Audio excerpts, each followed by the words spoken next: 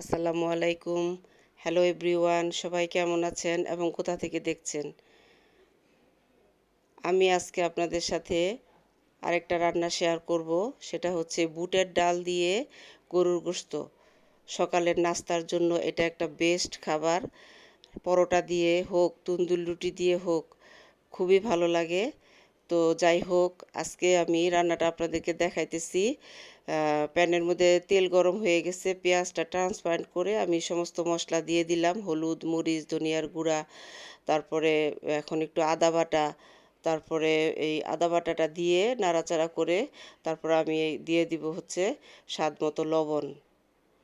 লবণটা দেওয়ার পরে আরেকটু নাড়াচাড়া করবো, আরেকটু কষায় নিব, আরেকটু কষায় নিয়ে তারপরে এটার মধ্যে আমি একটু পানি দিয়ে দিব। পানি দিয়ে আরেকটু কষাবো, আরেকটু জাল হবে। তো এরপরে আমি একটু ঢেকে দিব। এভাবে করে খাবেন, ভালো লাগবে অবশ্যই। রান্নাটা সকালের নাস্তার জন্য বেস্ট একটা খাবার, বুটের ডাল দিয়ে গরুর গোশত। তো রান্না করতে গেলে গোশত সময় লাগবে, এই জন্য আমি আবার রান্না করা গোশত টুকরা করে এর মধ্যে দিয়ে দিছি, যাতে আমার সময়টা বাঁচে। তো মোটামুটি মাংসটা দেওয়ার পরে আরেকটু কষায় নিলাম, যাতে গোশতের ভিতরে একটু লবণ মরিচটা ঢুকে। আর ওদিক দিয়ে আমি বুটের ডালটা লবণ দিয়ে সিদ্ধ করে নিছি। এখন এটাকে এটার মধ্যে দিয়ে দিতেছি। এখন এই কষানো মশলাটার মধ্যে দিয়ে আমি এখন এটাকে ভালোভাবে আর একটু কষায় নিব রান্না করার জন্য।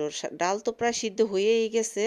তারপর এখন শুধু এটা ইয়ের পালা, মানে দুইটা একসাথে জাল দেওয়ার পালা। তো এই তো মোটামুটি হয়ে গেছে আমার। আমার হাজব্যান্ড আনাম রসুন খেতে পছন্দ করে, গোটা রসুন। তো আমি ওইভাবে আবার গোটা রসুন রাখছি কিছু। এটা খেতেও ভালো লাগে, দেখতেও ভালো লাগে। তো এই রান্নাটা আপনারা করে খাবেন অবশ্যই, আশা করি। আর ভালো লাগলে লাইক, কমেন্ট, শেয়ার করবেন। আর যদি ভুল ত্রুটি থাকে ক্ষমা করে দিবেন। আর এভাবে পরোটা দিয়ে বানায়া খাবেন। আর আমার জন্য দোয়া করবেন। আল্লাহ হাফেজ।